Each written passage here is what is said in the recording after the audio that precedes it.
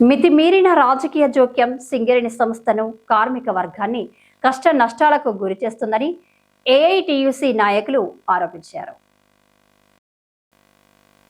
సోమవారం ఉదయం గోదావరికని ప్రెస్ క్లబ్లో ఏర్పాటు చేసిన మీడియా సమావేశంలో యూనియన్ అధ్యక్షుడు వాసిరెడ్డి సీతారామయ్య, ప్రధాన కార్యదర్శి కొరిమి రాజ్ కుమార్ మాట్లాడుతూ, సింగరేణి సంస్థలో గత బీఆర్ఎస్ ప్రభుత్వం వేలు పెడితే ప్రస్తుత కాంగ్రెస్ ప్రభుత్వం ఏకంగా కాలు పెట్టి కంపెనీని ఇబ్బందులకు గురి చేస్తుందని విమర్శించారు.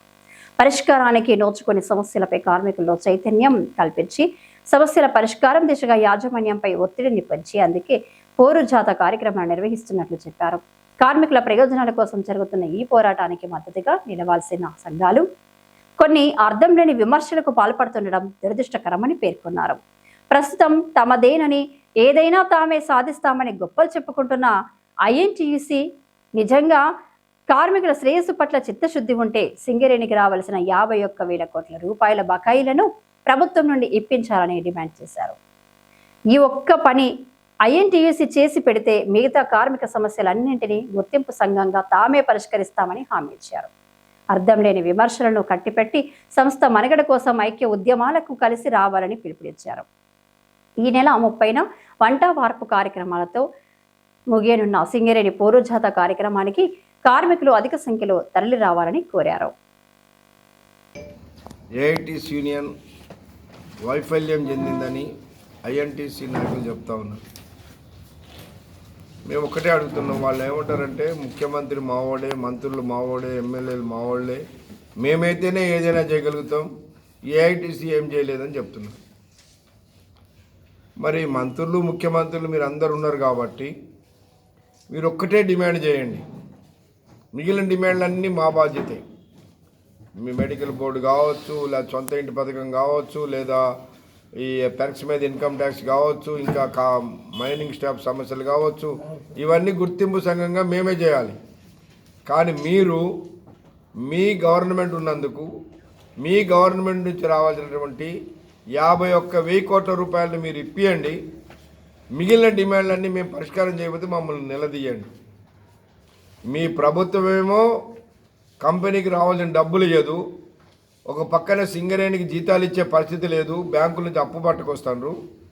కానీ మీరు మా ప్రభుత్వం, మా మంత్రి, మా ముఖ్యమంత్రి అంటున్నారు కాబట్టి మీరు ఆ డబ్బులు ఇప్పించిన తర్వాత మీరు మాట్లాడండి. ఇంకా రెండవది, ఇలా సింగరేణిలో ఉన్నటువంటి సమస్యలు, సింగరేణికి వచ్చే ప్రమాదము, ముఖ్యంగా కొత్త మైన్స్ రాకపోవటం. ఇవాళ కొత్త కాదు, దాదాపు 12-13 సంవత్సరాలుగా సింగరేణిలో కొత్త మైన్ రాలేదు. అట్లాగే సింగరేణిలో ఇలా అదనంగా కాంగ్రెస్ పార్టీ అధికారంలోకి వచ్చిన తర్వాత టెండర్లలో కుంభకోణాలు, కోట్లాది రూపాయల కుంభకోణాలు జరుగుతున్నాయి. మేం చెప్పక్కర్లేదు, ఇవాళ మొత్తం రాష్ట్రంలో ఉన్న ప్రజలందరికీ అర్థమైంది. అట్లాగే సింగరేణిలో రాజకీయ జోక్యం పెరిగిపోయి టీఆర్ఎస్ ఉన్నప్పుడే రాజకీయ జోక్యం వచ్చింది. టీబీజీ కేసు గెలిస్తే ఆనాడు యాజమాన్యం టీబీజీ కేసుని పక్కన పెట్టేసి అప్పుడున్న ముఖ్యమంత్రి, మా ముఖ్యమంత్రి బిడ్డ, ముఖ్యమంత్రి అల్లుడు, ముఖ్యమంత్రి కొడుకుతోటి మాట్లాడారు.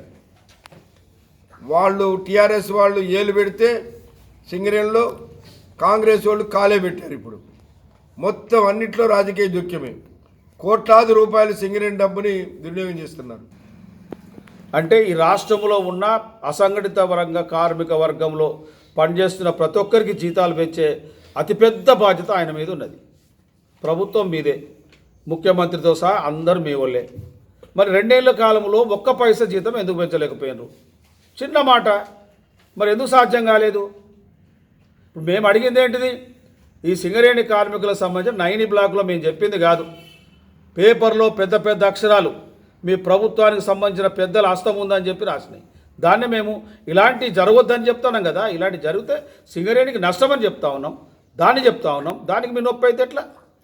అదేవిధంగా ఈరోజు తాడిచెర్ల, కోయగూడెం 2, సత్తుపల్లి 2, 3 ఈ 2 బాయిలు గతంలో టెండర్కు పోయినాయి. 3 ఏళ్ళు అయిపోయింది. ఈరోజు వాటిని మీ ప్రభుత్వం తలుచుకుంటే మనకు రావాలి కదా, వాటిని ఇవ్వమంటున్నాం. అదే ఇవి లేకపోతే కార్మిక వర్గానికి రేపు పని చేయడానికి పనులుండే పరిస్థితి లేవు. ఇలాంటి కార్యక్రమాలు చేసుకుంటూ కార్మిక వర్గాన్ని చైతన్యం చేయడానికి ఈ రాజకీయ జోక్యం ఉండొద్దని చెప్తాను. మేనేజ్మెంట్ యూనియనే మాట్లాడుకోవాలి. కార్మికుల గతంలో మాట్లాడుకోలేదా? 98 తర్వాత ఎన్నికల్లో 4 సార్లు ఎన్నికల్లో ఏ రాజకీయ జోక్యం లేదు. ఆనాడే కదా లాభాల్లో వాటా భారతదేశంలో ఏ ప్రభుత్వ రంగ పరిశ్రమ లేని భారతదేశంలో లాభాల వాటి తెచ్చినాం.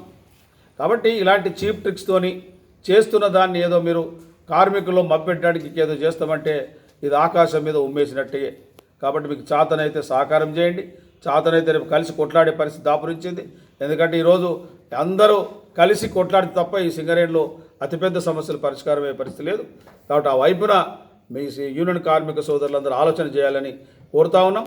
అదేవిధంగా ఈరోజు 30 తారీఖున జరిగే రేపు ఏదైతే బ్రహ్మాండమైన ఒక మన ధర్నా జిఎం ఆఫీస్ ముందు, హెడ్ ఆఫీస్ ముందు, దానికి అంతా కార్మిక వర్గంతో కలిసి రావాల్సిందే విజ్ఞప్తి చేస్తా ఉన్నాం.